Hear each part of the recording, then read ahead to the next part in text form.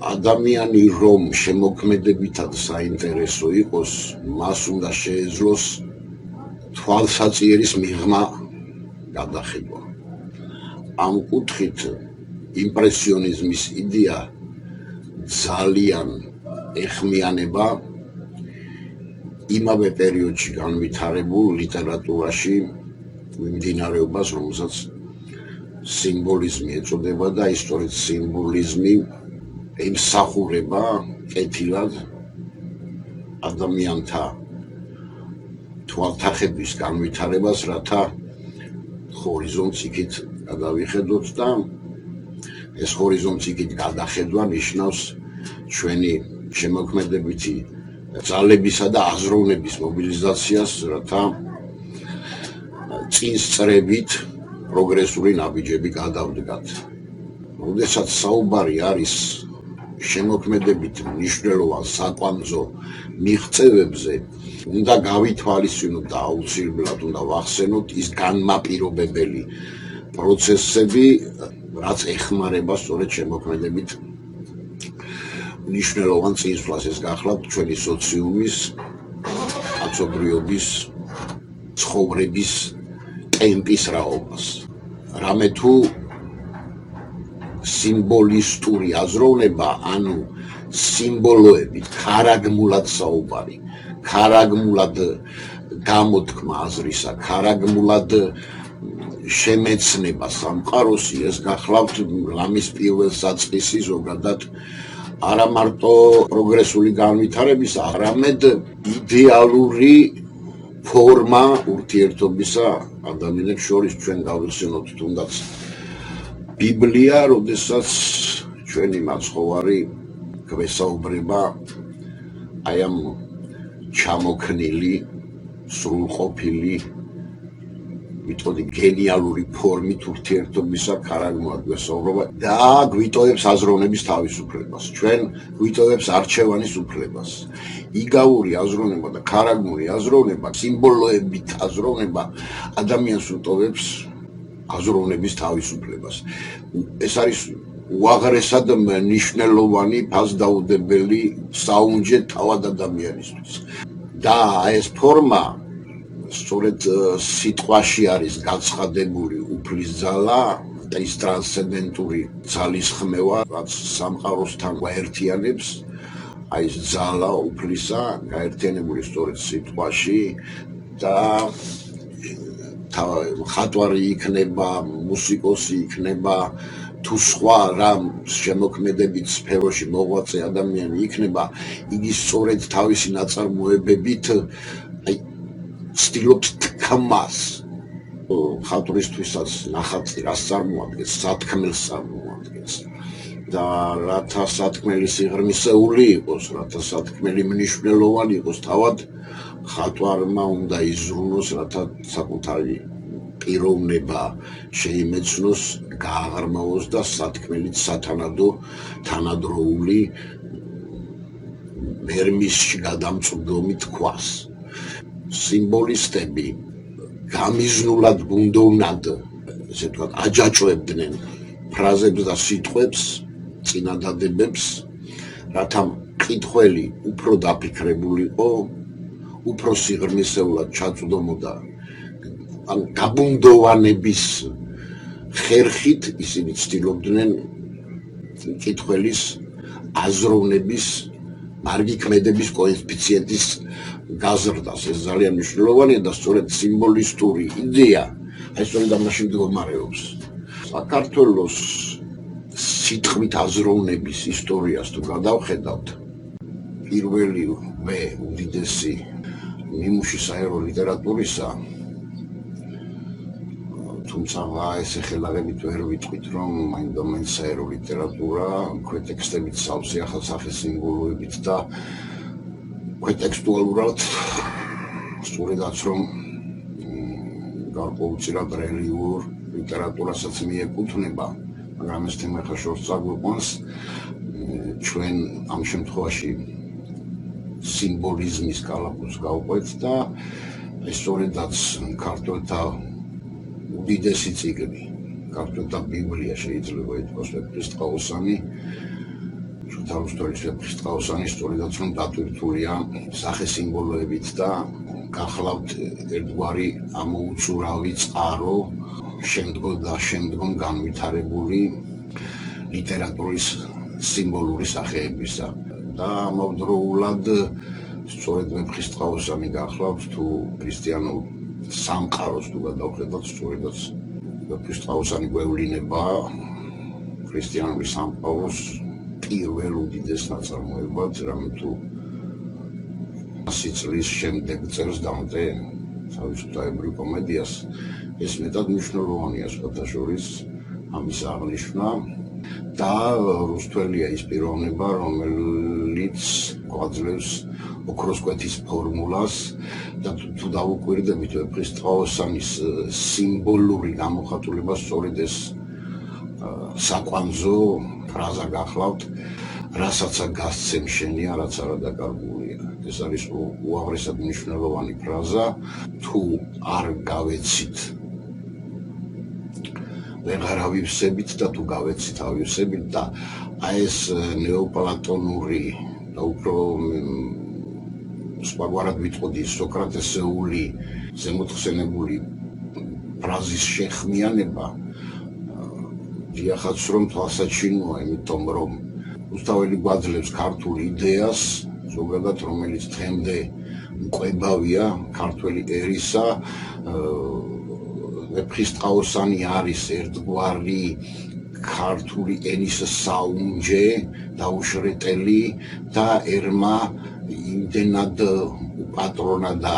იზრუნა, თუნდაც ზეპირსიტყვობის მეშვეობით, იმდენად იზრუნა, ტრადიციულად ჩამოაყალიბა ვეფხისტყაოსანის ხელიდან ხელში გადაცემის ერთგვარი ჩვევა, ერთგვარი ადათი, რომ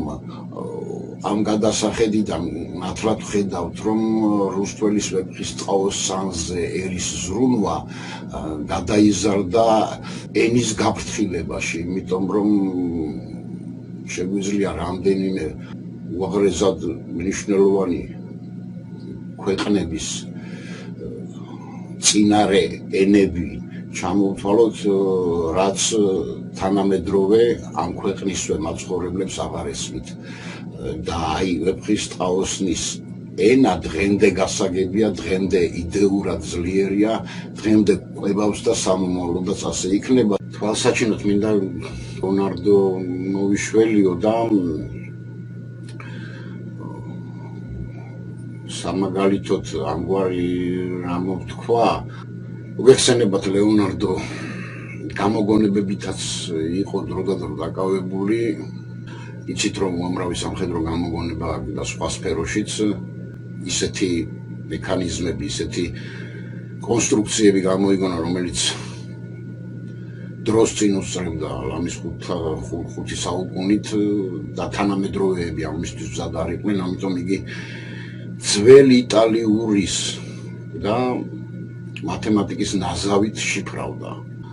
რათა თანამედროვეთ არ ამოეცნოთ არსი გამოგონებების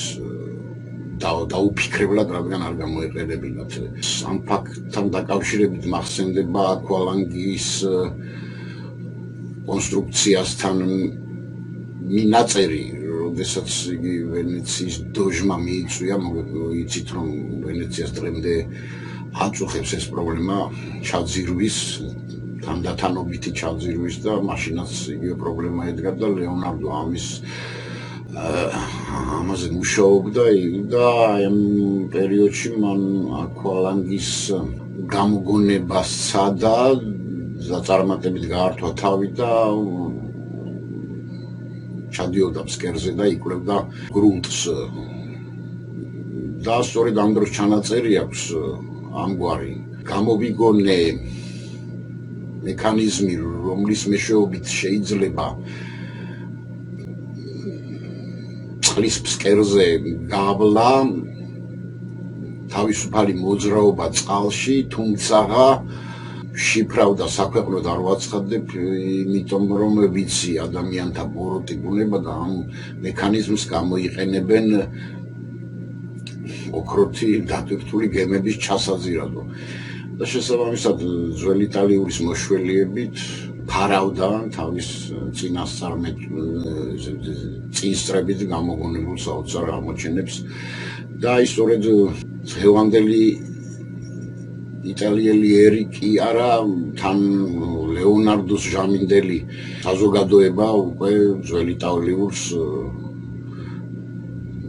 საერთოდ არ იცნობდა არათუ თითქმის შესაბამისად აი ამ მხრივ ამ შედარებით მინდა ხაზი გაუსვა რუსთველის ენის სიცოცხლის უნარიანობას და ქართველთა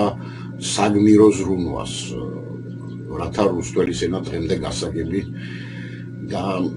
ახლობელი და მშობლიური იყოს საპასუხოდ ვეფხისტყაოსის ენა დღემდე იდეურად ყვებავს და სახესიმბოლოებით გვამდიდრებს შემოქმედებით სფეროებში. ამ კუთხით სიმბოლური გამოხატულების კუთხით ზემოთ ნახსენები ფრაზა, რომელიც ჩემი დამდაბალი აზრით გახლავთ შემკვრელი ფრაზა ვეფხისტყაოსნისა, რასაც გასცემ შენი არაცერა დაკარგულია, ეს ღვთიური წონასწორობის ფორმულა ლიტერატურული სახით, რაც რუსთველმა მოგცა, სწორედაც რომ ლამის აი ამ ოქროს კვეთის ლიტერატურულმა სახემ ფორმამ წინ გაუსწრო უკვე იმ ნაშრომებს, რომელიც სწორედაც მიგნებით კოსმიური წონასწორობის შესახებ მიგნებით აპალიდებდნენ ლეონარდო ფიბონაჩი იქნებოდა ეს ლუკა პაჩოლი, ლეონარდოს მეგობარი თუ თავად ლეონარდო, როდესაც იგი ილუსტრირებას აკეთებდა ლუკა პაჩოლის ნაშრომისა ამ თემაზე ღვთიური პროპორციები და რომელიც შემდგომ გამოიყენა ეს ოქროს კვეთა, რა თქმა უნდა, კარგად ვიცით და ლეონარდომ სწორედ ერთ-ერთი თვალსაჩინო მაგალითი ოქროს კვეთის გამოყენებისა გახლავთ პორტრეტი ჯოგონდასი, სადაც ორმაგი სამებით გადმოგცემს ოქროს კვეთას, სადაც დიდი ოთხკუთხედი გახლავთ მამა ღმერთი, შემდგომი ოთხკუთხედი სული წმინდა და შედარებით მომცრო ოთხკუთხედი უკვე ძევთისა. შესაბამისად აი ამ ტრიადის მეშვეობით წონასწორდება არა მხოლოდ კოსმიური სამყარო და ზოგადად სამყარო, არამედ ადამიანის სული უფალთან მიმართებაში პიროვნულისა და ტრანსცენდენტურის წონასწორობა სწორედ აი ამგვარად ხდება ამ ფრაზით, რომელიც რუსთველმა გვაჩუქა, რასაც გასცემ შენი არაც არა დაკარგულია, თუ ასე არ მოიქცევი, არა ივსები და აი ეს წონასწორობა დაირღვევა. ვეფხისტყაოსნის სიცოცხლის უნარიანობამ და იდეურმა ცხოველმყოფელობამ შემდგომ განაპირობა უკვე თანამედროვეობამდე მოსასვლელი გზა. ეს იქნებოდა ქარაგმულად თქმის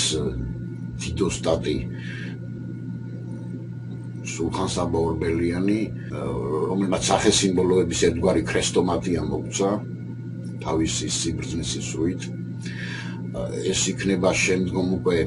ურამიშვილი თავისი დავითიანით, თუ დადო ბარათაშვილი თავისი მერნით, ილია ჭავჭავაძე კაცია ადამიანით, აკაკი წერეთელი გამზდელით, ვაჟა ფშაველა თავისი არწივით, თუ იაკობ გოგებაშვილი უკვე ქართული იდეის საგალობელის დამაგვირგვინებელი გენიალური დედაენით, რომელიც სწორედ აი კოსმიური წონასწორობით არის გაჯერებული. ამით რისი თქმა მინდა მე-20 საუკუნის დასაწყისში 1916 წლიდან ასპარეზზე გაშლილი ქართული სიმბოლისტური აზროვნების ეს ფეერვერკი, რაც დაიწყო უკვე პაულოს თაოსნობით 1916 წელს მისი რედაქტორობით გამოცემული ჟურნალი ცისფერი ყანწები პირველი ნომერი გამოიცა, შემდეგ მეორე ნომერი ოქტომბრის თვეში გამოიცა და მესამე ნომრის გამოცემასაც აპირებდა, მაგრამ შემდგომ ხელი შეეშალა 1907 წლის კვლავ თებერვალში უნდა გამოცემულიყო. აი სანამ ასპარეზი გაიშლებოდა, თქმა მინდა იმისა, რომ აი ეს შემოქმედებითი მუხტი, რაც საქართველოში სწორედაც რომ გაიშალა, სულაც არ გახლავთ რაღაც პლაგიატორი მოვლენა, ესე ვთქვათ, გადმომღერება იმ ფრანგული სიმბოლიზმისა, რომელიც დაახლოებით 40 წლით ადრე, რა თქმა უნდა, იშვა ლიტერატურული ფორმის სახით, ლიტერატურული გამოხატვის სახით საფრანგეთში იმპრესიონიზმის პარალელურად ლიტერატურაში. სულაც არ გახლავთ ქართული სიმბოლიზმი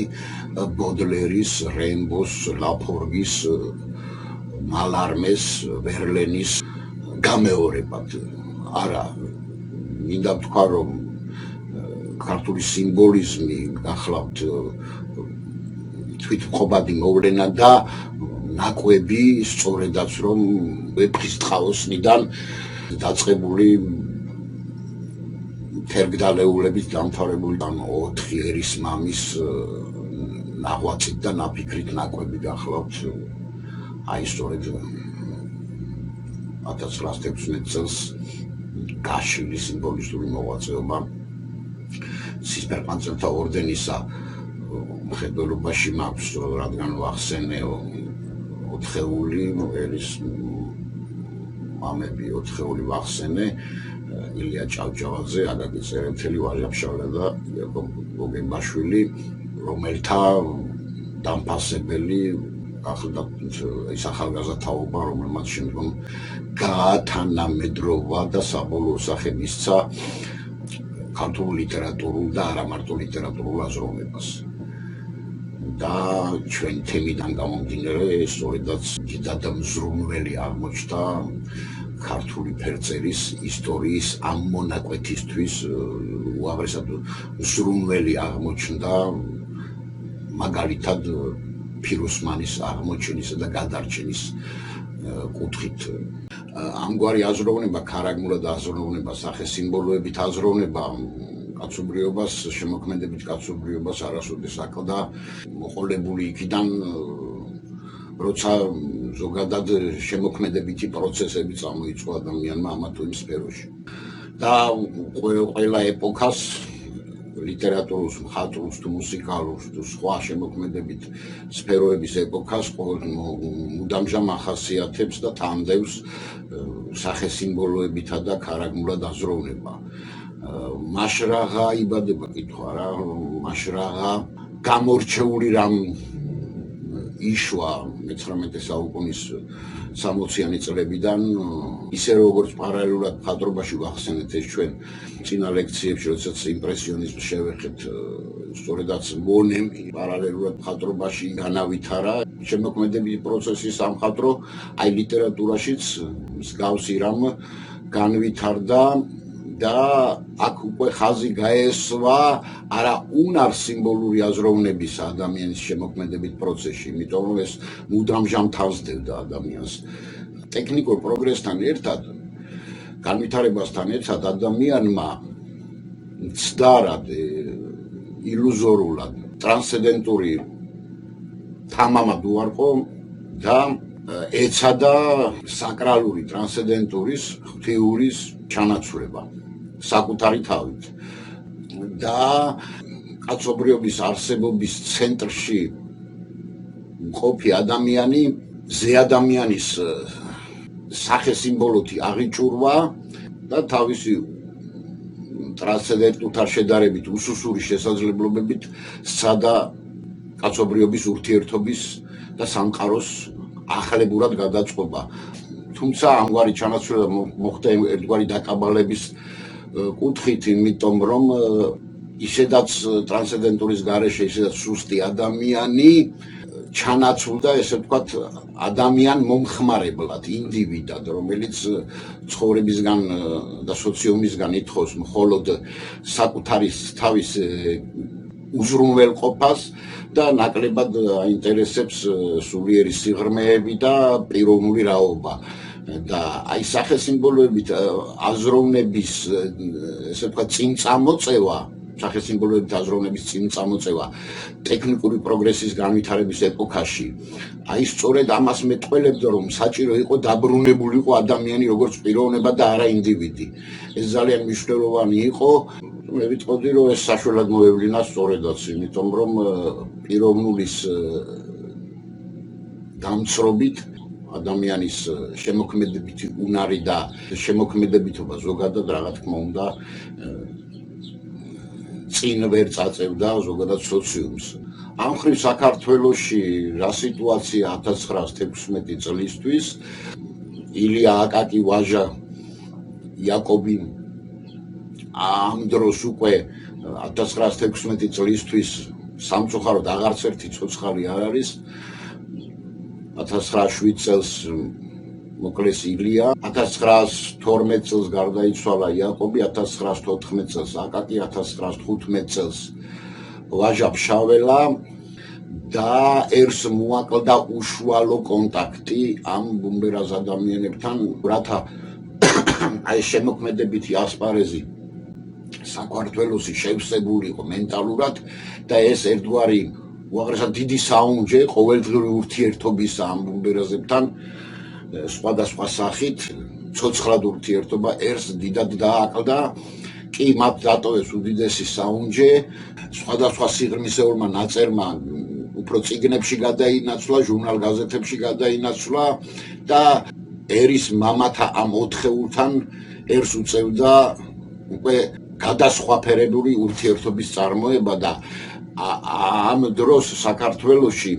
მომძლავრდა გრაფომანები, უამრავი ჟურნალ-გაზეთები გამოდის დარე ხარისხის, სიმრავლე არის პერიოდიკის, ესმის ერს რომ საჭირო არის, ესე ვთქვათ, პერიოდიკის არსებობა და სიმრავლეც კი, თუმცა შემოქმედებითი თვალსაზრისით ამ კუთხით ამ ამოცანებს ვერ წყვეტს, რამე თუ დაცლილია მენტალური ძალისგან. ამ დროს საჭირო იყო სწორედაც ტრანსცენდენტს მოკლებული ადამიანის, რომელიც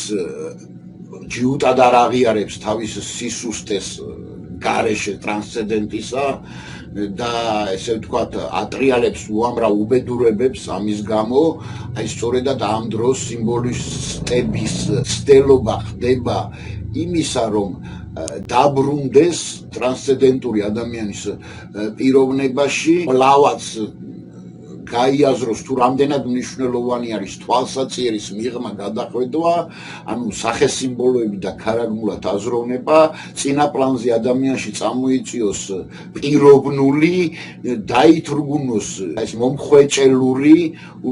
ბუნება. თუ კი პიროვნული არის ადამიანში, მაშინ აუცილებლად ადამიანში არის ტრანსცენდენტური თანხვედრა, უფლისმიერისა და ადამიანურის თანხვედრა. 1914 წელს, 1908 წელს, როდესაც გალაქტიონი დაალოცა აკაკიმ და 1914 წლისთვის მისი პირველი ლექსების კრებული გამოდის, აი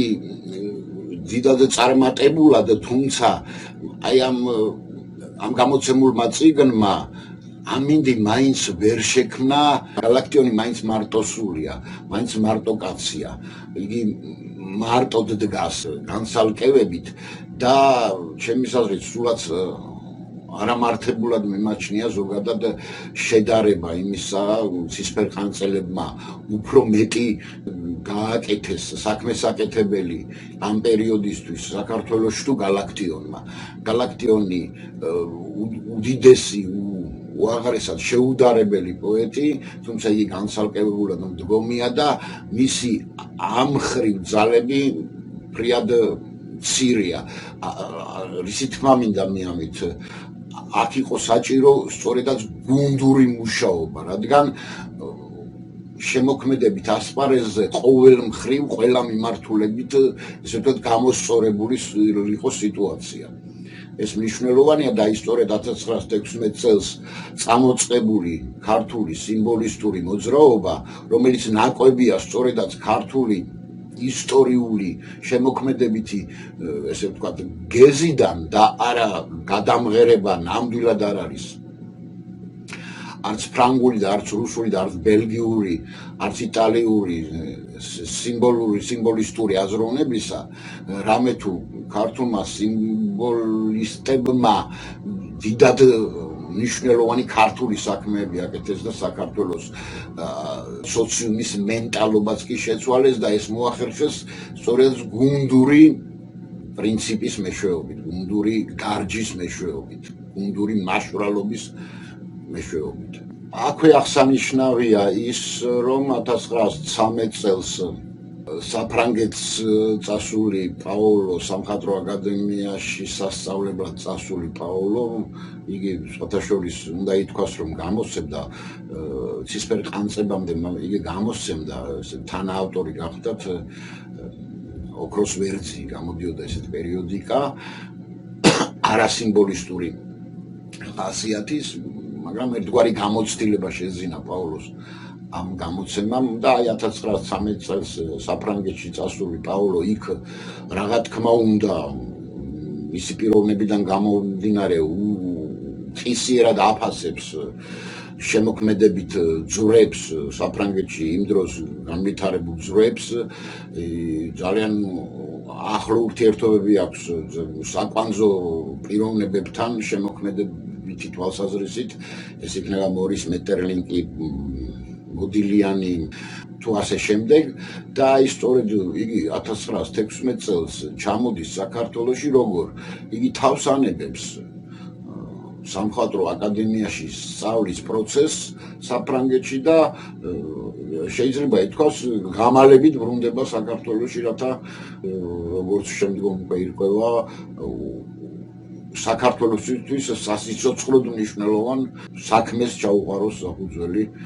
ჯეროვნად რომ შევაფასოთ 1916 წლამდე ქართული სოციუმის მდგომარეობა უნდა ითქვას რომ 1916 წლისთვის ქართველებს არ აქვს უნივერსიტეტი სახელმწიფო უნივერსიტეტი არ აქვს კონსერვატორია არ აქვს სამხატვრო აკადემია არ არის გახსნილი არ არის ჩამოყალიბებული ხელოვანთა საზოგადოება აი იმ სახით როგორითაც შემდგომ 1916 წელს დიმიტრი შევარდნაძე პაოლოსთან ერთად აყალიბებს არ აქვს არც სამხატვრო გალერეა არც ხელოვნების მუზეუმი ანუ კულტურული კერების დიდ სიმცირეს განვიცდით და რა თქმა უნდა ეს არის ერთგვარი კულტურული შიმშილი ამის გამოსწორების აუცილებლობა არის ალბათ განმაპირობებელი იმისა რომ აი სწორედ პაოლო საქართველოს კარიბჭედ წოდებული პიროვნება მე-20 საუკუნის ისევე როგორც მე-19 საუკუნეში ქართული ლიტერატურის ისტორიკოსებმა კი არა საერთოდ ერმა ალექსანდრე ჭავჭავაძე დაასახელეს სწორედ ამ ღირსეულ წოდებამ მიანჯეს საქართველოს კარიბჭა ეს სწორედ პაოლომ ითავა ეს მე-20 საუკუნის ამ პერიოდის 1916 წლისთვის გაიღო ცისფერი ყანწის ხწების გამოცემით ჟურნალ ცისფერი ყანწების გამოცემით 1916 წელს თებერვლის თვეში ქუთაისში გაიღო კარიბჭე საქართველოს მენტალური გადარჩენისთვის შემოქმედებითი წინსვლისთვის აი დაგროვილი ნაბრძოლი შემოქმედებითი პოტენციისთვის აი გაიხსნა კარიბჭე პაოლოს თაოსნობით აქვე უნდა აღინიშნოს წერა-კითხვის გამავრცელებელი საზოგადოების მოღვაწეობა 10-იანი წლების დასაწყისისთვის ნაკლებ მობილური ხდება და იხშობა მისი მოღვაწეობა არაჯეროვანი არასათანადო შემოქმედებითი პროდუქციის შემოქმედებითი ნაწარმოებების მასიური მოძალებით მით უფრო აქტუალური ხდება აი ამ ახალგაზრდების მიერ 1916 წელს უკვე გააქტიურებული ამ ახალგაზრდული ტალღის სიმბოლისტების მიერ დიდად ყურადღების მიქცევა სწორედ პერიოდიკის სადმი რამე თუ მათ ძალიან კარგად ესმით ზოგადად სიტყვის მნიშვნელობა როგორც ტრანსცენდენტური მოვლენისა და ამავდროულად აჩქარებულ დროებაში აჩქარებულ სოციუმში კარგად ესმით რამდენად მნიშვნელოვანი არის მობილური პერიოდიკის ერთგვარი ექსპანსია შემოქმედებით ასპარეზზე რათა დაითრგუნოს უღირსი და წინა პლანზე წამოვიდეს მაღალმხატვრული შემოქმედების მქონე ჟურნალ-გაზეთები იქნება ეს თუ სხვა რამ გამოცემები სამეცნიერო ხასიათის თუ სხვა რამ გამოცემები და 1706 წელს დაარსებული ვახტანგი მე-6-ის მიერ უდიდესი ღვთიური მოვლენა სტამბა ბეჭდური სიტყვა რამდენად მნიშვნელოვანი იყო საქართველოში ზოგადად ამ გადასახედიდან ამ ახალგაზრდების გადასახედიდან უკვე ძალიან აშკარად და ნათლად ცხადად ჩანს აქ შეიძლება გავიხსენოთ ასევე უაღრესად მნიშვნელოვანი მოვლენა 1819 წელს გამოცემული პირველი საქართველოს გაზეთი გამოიცა ასეთი რომელმაც 2-3 წელი იცოცხლა ეს ძალიან მნიშვნელოვანი ფაქტი და ის სწორედ მე-20 საუკუნის 10 წლების შუა წელისთვის უკვე აშკარა გახდა რომ საჭირო იყო მაღალმხატვრული პროდუქციის მაღალმხატვრული პრესის ექსპანსიის მეშვეობით უკვე ძალა მიხდილი წერა-კითხვის გამავრცელებელი საზოგადოების კვლავ-დაბადების მხარში დადგომის და კიდევ უფრო განვითარების სათვის გასაწევი ღვაწლის მნიშვნელობა ძალიან ნათლად წარმოჩინდა. სისფერყანწელებისა ეს გააზრება პერიოდიკის ქმედით უნარიანობისა უაღრესად მნიშვნელოვანია იმ კუთხით, რომ მათ გადაწყვიტეს ქუთაისიდან თბილისში გადმოსახლება და არა მხოლოდ გუნდური პრინციპით მუშაობა, არამედ ამ ყველაფერს დაუმატეს ასევე ცენტრიდანული ქმედება. მოიხსენებათ, რომ იმჟამინდელ საქართველოში ქალაქად მხოლოდ თბილისი იწოდებოდა, არა მხოლოდ ესე ვთქვათ ეს ერთგვარი უპირატესობა სრულიადად არ გახდათ, ეს მენტალური წოდება იყო იმდროინდელი სოციუმისა ქალაქის მიმართ და აი სწორედაც თბილისიდან იყო საჭირო ცენტრიდანული მოძრაობა, ცენტრიდანული გაშლები ყოველ მხრივ, ყველა სფეროში და ამ მხრივ ძალზე მართებული ნაბიჯი გადადგეს, თუმცა დღევანდელ თანამედროვე მწერლობას ზოგიერთს და ლიტერატურის კრიტიკოსსაც ფართო დახელილი თვალებით უკვირთ თუ რა საჭირო იყო ქუთაისიდან ტიციანის პაულოს კოლაუს გადმოსახლება თბილისში და დამკვიდრება, რათა ის ჩანაფიქრი განხორციელებულიყო, რაც კიდევ ერთხელ ვიტყვი, რომ ამ გადასახედიდან იყო სასიცოცხლოდ მნიშვნელოვანი, რათა გადარჩენილიყო შემოქმედებითი მუხტი ზოგადად, იმიტომ რომ თქვი კიდევაც გალაქტიონ ტაბიძის პირველი წიგნიც კი იმდენად ესე ვთქვათ ქმედითუანარიანი ვერ აღმოჩნდა მიუხედავად იმისა, რომ გამოაქვეყნა 1914 წელს საქართველოში თავისი გენიალური ლექსების პირველი კრებული, რომელიც აი თვალმარგალიტებით სავსეა და აი სწორედაც მეორე კრებული უკვე ეს ცნობილი არტისტული ყვავილების კრებულს, მეორე კრებულს გალაქტიონისა, რომელიც 1919 წელს გამოიცა, აქ უკვე საკმარისად ნოყიერი ნიადაგი იყო შემზადებული, რათა აი გალაქტიონსაც შეწყობოდა ხელი, რომ არა მხოლოდ რეგიონალური მასშტაბით, არამედ საქვეყნოდ გაცხადებულიყო პოეტთა მეფის ასპარეზზე გამოსვლა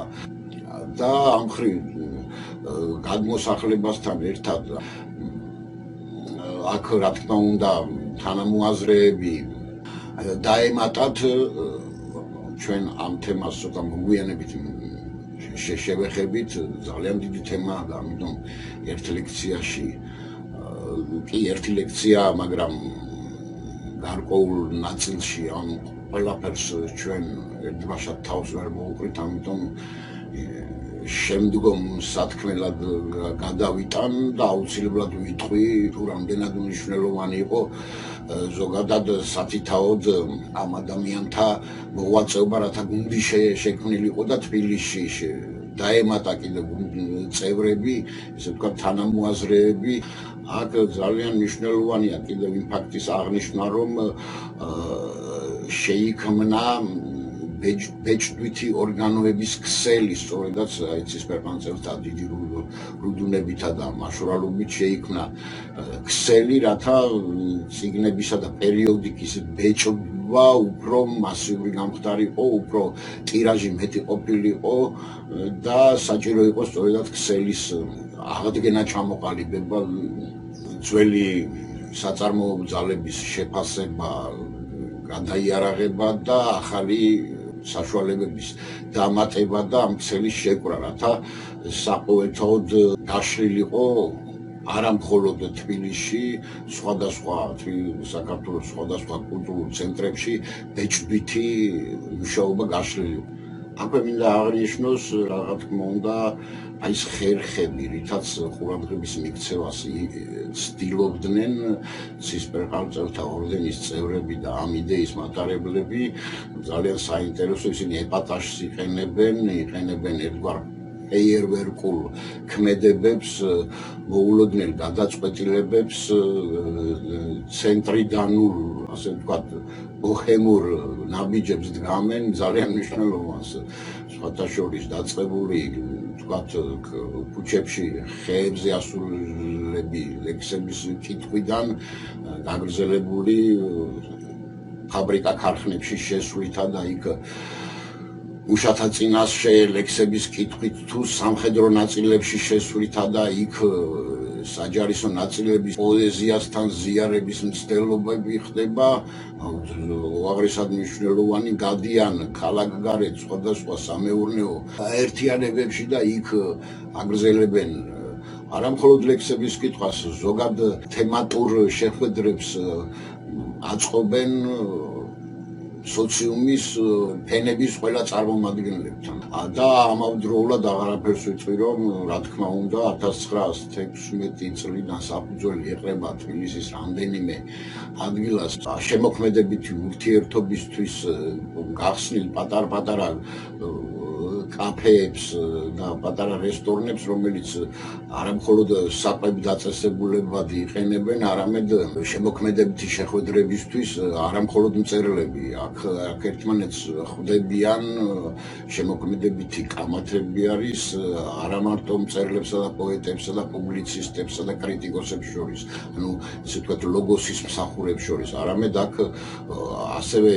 ურთიერთობა აქვთ შემოქმედებითი თვალსაზრისით მხატვრებს, მსახიობებს, კინომსახიობებს, თეატრის მსახიობებს, რეჟისორებს, მუსიკოსებს და შემოქმედების ყველა სფეროს წარმომადგენლები. იქმნება გარკვეული პატარა ჭერები, სადაც საღამოობით და ღამისთევებითაც კი ცდილობენ ცისფერყანწელები, რათა ეს ხანძარი დაანთონ შემოქმედებითი აი ეს წვა გააღვიონ და განავითარონ და ეს მათი მცდელობები სოციუმის ყველა სფეროში შემოქმედებითი შესვლისა მოგეხსენებათ, რომ უაღრესად მნიშვნელოვანი ნაბიჯებია ამ გადასახედიდან. მაშინ საზოგადოება დაბნეული იყო ერთბაშად, ვერც კი ხვდებოდა ხალხი თუ რა ხდებოდა, იმდენად მოულოდნელ წარმოდგენებს ქუჩაში იქნებოდა, აწყდებოდნენ თუ სხვადასხვა თავშეყრის ადგილებში ჩვეულებრივი ადამიანები, რომელთაც დიდად გაკვირვებოდათ ამ ახალგაზრდათა ქმედებები ამგვარი. არ შეიძლება აი ამ მომენტში არ აღინიშნოს ერთი ფაქტიც უაღრესად მნიშვნელოვანი, რამაც უკვე სიმბოლისტი ახალგაზრდების ამგვარ ნაბიჯებს შეძინა რეგიონალური ხასიათი და მე ვიტყოდი ევროპული მასშტაბის შემოქმედებითი ინტელიგენცია ჯერ კიდევ დამოუკიდებელ საქართველოში აი მასიურად ჩამოდის აქ საოცარი შეხედულებების და თვალსაზრისის და მსოფლმხედველობის მოაზროვნე ადამიანები იყრიან თავს ხელოვნების სხვადასხვა სფეროდან და რა თქმა უნდა აი აქ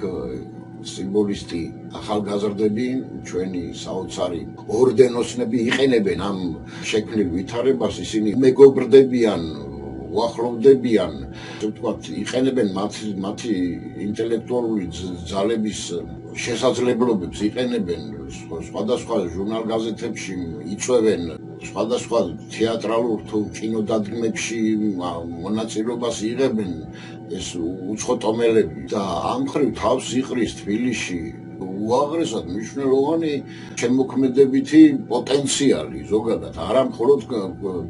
ჩვენი ქვეყნის არამედ აი რეგიონალური მასშტაბის და თუმით უმეტეს ჩვენ გავიხსენებთ იმას რომ ქართული სიმბოლისტები ამავდროულად უკვე ჩამოყალიბებული თურქეთში იქნება ბელგიაში ბრიუსელში პარიზში კიევში გვარი საემისროები აქვთ ჩამოყალიბებული ყავთ გაგზავნილი ემისრები მაგალითისთვის თურქეთში ტრაბზონში გარკვეული პერიოდი მოღვაწეობს ნიკოლო მიწიშვილი რომლებიც აგროვებენ ერთგვარ ინფორმაციას სიახლეებს შემოქმედებით თვალსაზრისით ევროპის სხვადასხვა ქვეყნებიდან და რომ არ ჩაქრეს ეს დანთებული საოცარი პოეზიის ცეცხლი საქართველოში აი ეს ახალ ძვრებს და ახალ ინფორმაციებს აწვდიან აქ ცენტრში რომელიც ესე ვთქვათ თბილისი იქცა ერთგვარ პარნასად ეს ფრაზაც კი არსებობს ტიციანის გამოქვეყნებული უკვე მანიფესტში ცისფერი ყანწებისა რომ თბილისი უნდა ქცეულიყო პარიზისგან ესტაფეტა უნდა გადმოეღო და უნდა ქცეულიყო პოეზიისა და ხელოვნების პარნასად ნაქცეულიყო და აი ამ ყველაფერს აი ამგვარ ქმედებებს ცისფერყანწელები ძალიან დიდი ენერგიითა და შემართებით შეუდგნენ.